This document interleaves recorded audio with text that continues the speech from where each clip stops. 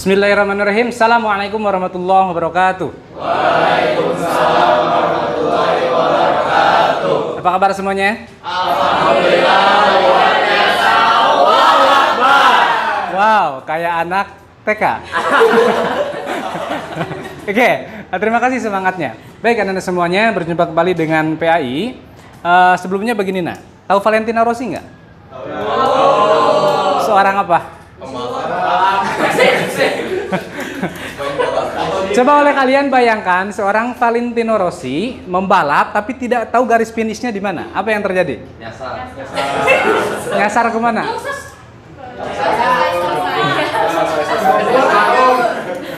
Oke, apa jadinya jika pembelajaran kita, tapi kita yang belajarnya tidak tahu tujuan pembelajaran apa? Nah, oleh karena itu, silakan lihat ke depan tujuan pembelajaran kita, ya. Oke, tujuan pembelajaran kita kali ini bisa dilihat. Yang pertama adalah Yanda memfasilitasi kalian supaya bisa menganalisis pengertian dan dalil dakwah. Nah, supaya tujuan atau kita sampai pada tujuan, kita awali seperti biasa dengan doa, ya. Oke, silakan. Siapa yang memimpin doa? Ki. Silakan, Ki. Bismillahirrahmanirrahim. Allahumma sholli ala Muhammad wa ala ali Muhammad. Rabbi zidni ilma warzuqni fahma. Amin. Karena terkesan dengan semangat kalian, Yana sampai lupa mengecek kalian. Ternyata ada yang belum pakai sepatu, ya.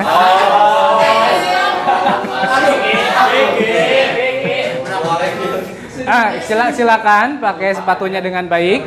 Kemudian, nah tasnya silakan kondisikan. Selanjutnya, tadinya Yana mau bertanya apa kabar dan sebagainya, tapi kadang orang itu ngomongnya baik-baik saja, tapi dalam hatinya sedang sakit. Ada yang gitu? Baik. Nah, selanjutnya dan semua, silakan buka HP-nya. Sudah dikirim tadi ke Razan ya, Mentimeter. Silakan buka oleh kalian. Oke, silakan isi. Oh, ada yang jawab capek. Kenapa capek ya? Takut ujian? Remet. Oh, remet.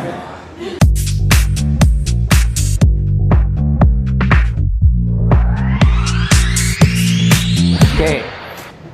Apa sih yang kalian harapkan dari pembelajaran kali ini dengan Yanda? Hidayah, ya Allah. Hidayah. Jadi pembelajar tuh pengen takut. Permen. Gusti nu agung. Hikmah, bermanfaat bagi ilmu baru. Oke, anak-anak semua, bagaimanapun kondisi kita, keadaan kita sedang sedih, senang dan sebagainya, tapi kita pasti tahu bahwa itu adalah, maksudnya gini, keadaan itu bukan hadiah, tapi sesuatu yang kita upayakan. Ya. Jadi senang, bahagia itu bisa jadi bukan pemberian, tapi hasil upaya kita. Jadi selama kita bisa mengupayakan, insya Allah kita jadi lebih baik begitu. Selanjutnya, terkait dengan materi sekarang, dakwah, khutbah, dan tabligh, ya. Ada nggak di antara kalian yang pernah sengaja datang ke kajian seorang ustadz? Wih, pernah. Ustadz siapa? Ustadz. Nggak ada ya yang pernah datang ke kajian Ustadz Andri, nggak ada ya? Tahukah kalian bahwa profesi tersebut kalau berbicara income itu besar loh? Ada yang tahu berapa yang ustadz-ustadz di TV itu? Berapa honorariumnya? 50 ya. Ya, benar, sekitar segitu ya. 40 sampai 50 juta. Dan dari segi income itu menurut Yana besar, betul nggak? Ya. Oke, baik. Nah, sekarang Yana akan membagi kalian menjadi 3 kelompok ya, supaya cepat. Yanda langsung saja. Oke, baik. Kita lihat ya nasib kalian. Oke ya, siap ya. Hasilnya kita lihat. Oke, baik. Sudah ada di layar?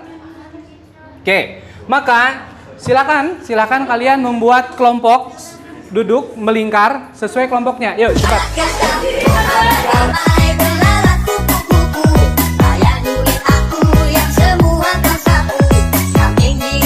Oke, ada semua.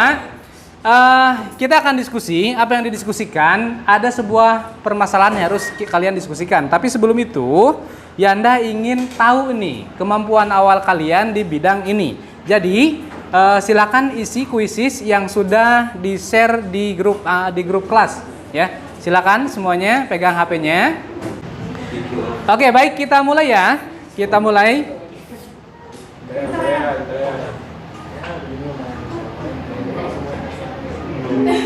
Silakan.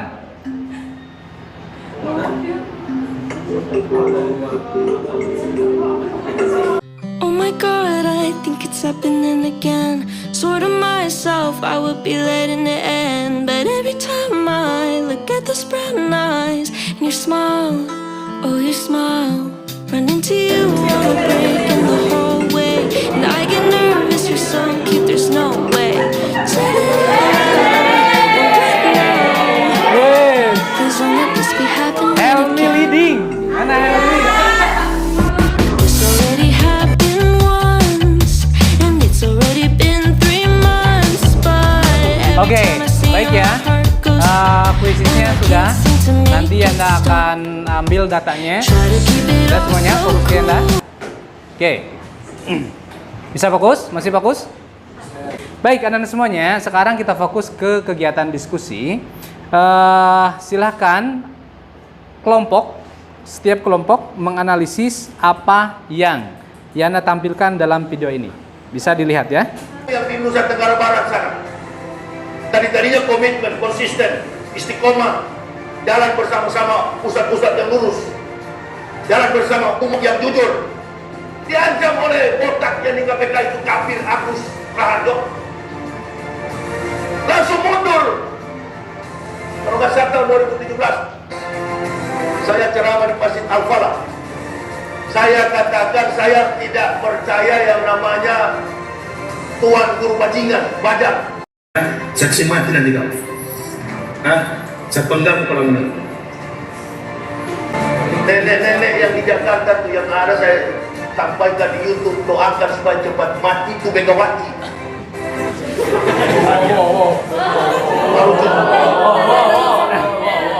Oke, baik.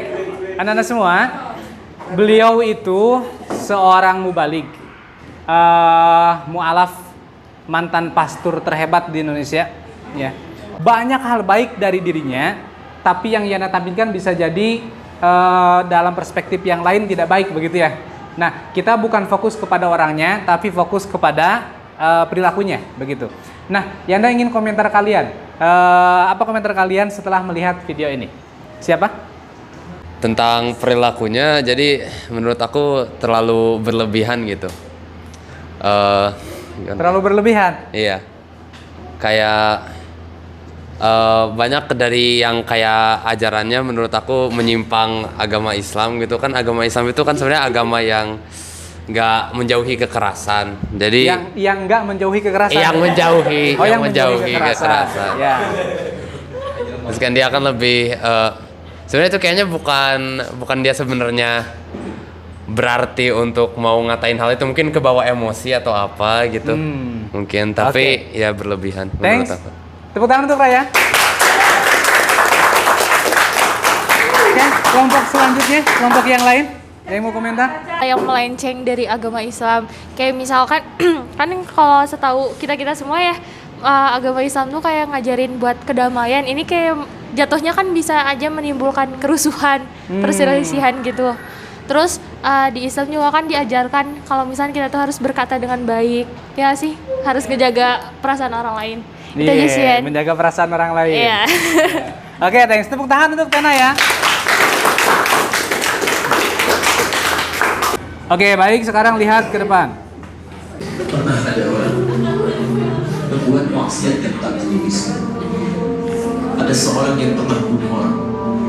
Bunuhnya bukan 1, 2, 100 orang. Tak terlukiskan bilangannya. Kriminalitas tidak perlu diukur karena Anda akan lelah hidupnya. ketika Allah berkenan memberikan hidayah kepadanya. Masya Allah.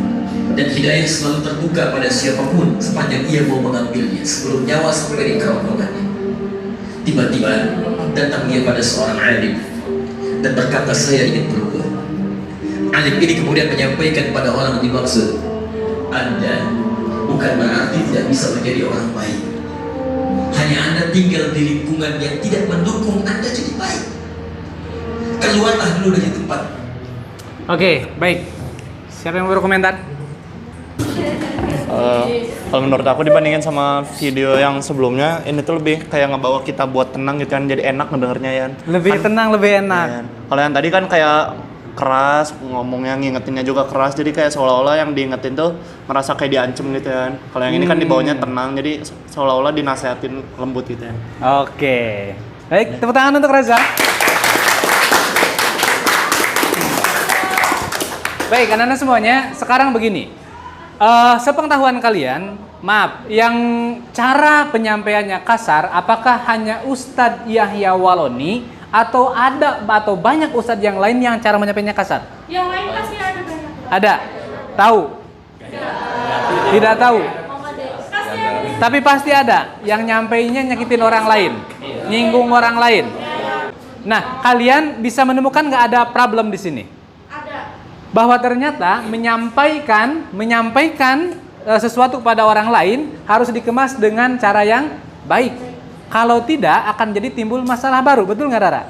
Nah, oleh karena itu silakan kalian diskusikan. Menurut kalian bagaimana sih caranya supaya dakwah itu bisa diterima dengan baik oleh objek dakwah? Silakan rumuskan oleh kalian, diskusikan bagaimana caranya supaya dakwah itu menyejukkan, kalau kata Razan tadi tidak ada nada ancaman begitu ya, sehingga enak diterima oleh mad'unya begitu. Oke, oleh karena itu ya Anda sudah membagikan link ya, yang kelompok 1, kelompok 2, kelompok 3 sudah? Sudah ya. Kelompok 1 tadi di sini siapa? Razan, sesuai linknya masuk. Kelompok 2 sesuai linknya, kelompok 3 sesuai linknya. Silahkan kerjakan. Diskusikan. Iya.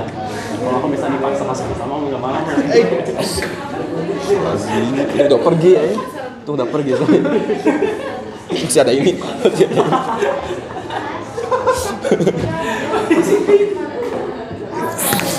Nyorotin kita, Bro.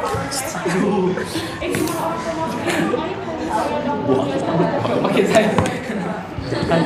Buang aja. Jadi dapat terus dilakukan dengan baik-baik. Oke, kelompok 2 sudah ngisi. Ini ada yang bisa ngisi nggak? Orang nggak bisa ngisi. Yang mana? Mereka apa? Ini. Coba. Itu yang di PBL. PBL apa? Iya. Di sini di mana? Silakan diskusikan.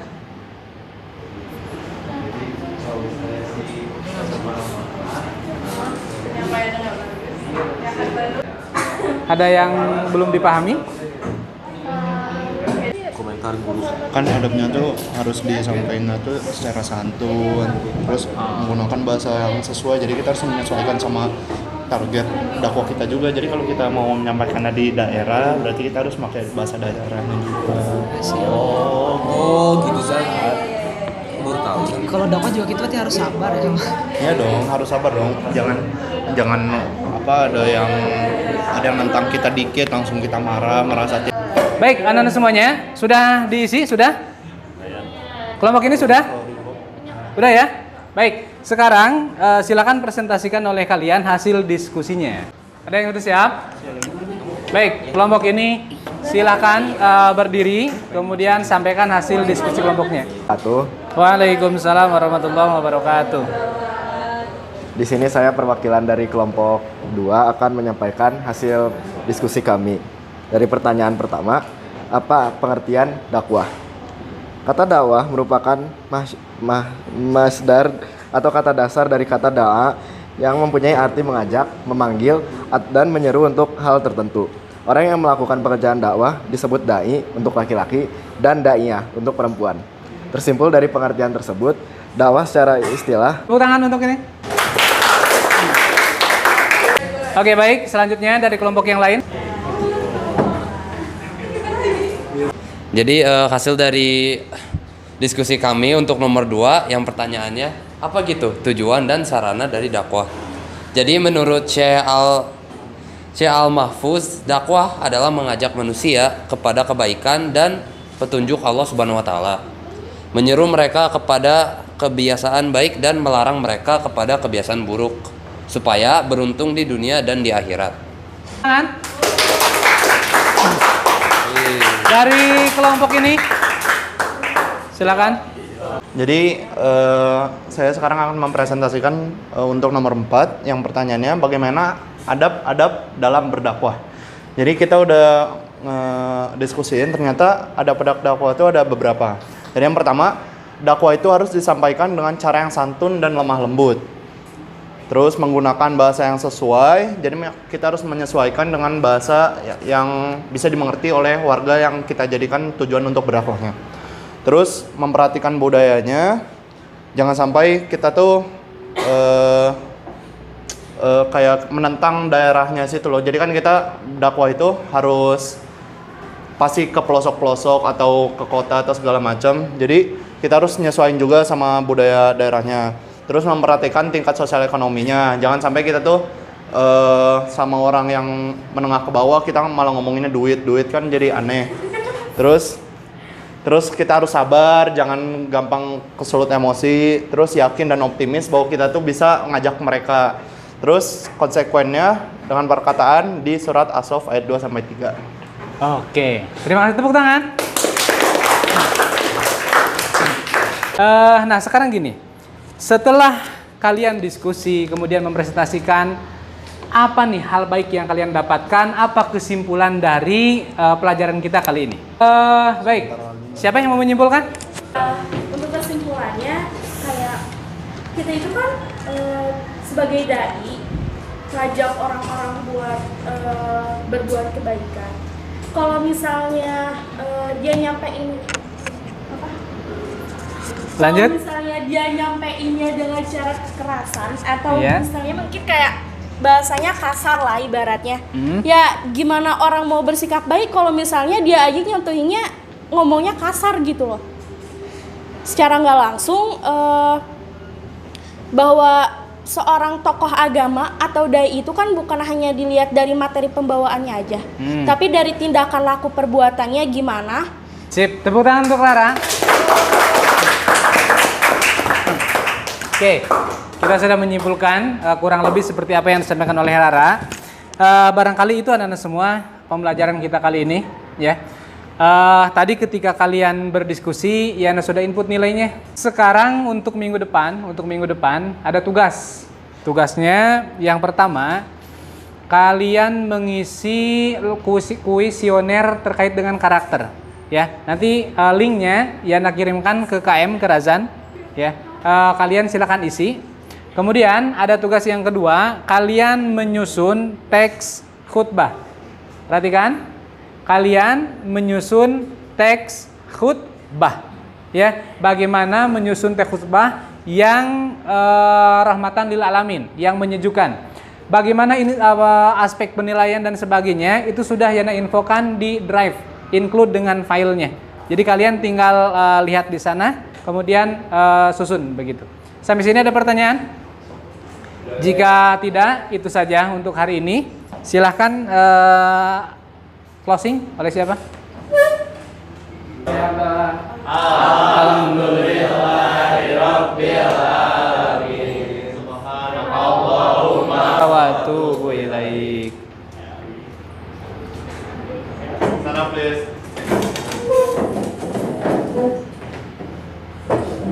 Say thank you. Thank you Yanda for teaching us. You are welcome. Say salam. Assalamualaikum warahmatullahi wabarakatuh. Waalaikumsalam warahmatullahi wabarakatuh.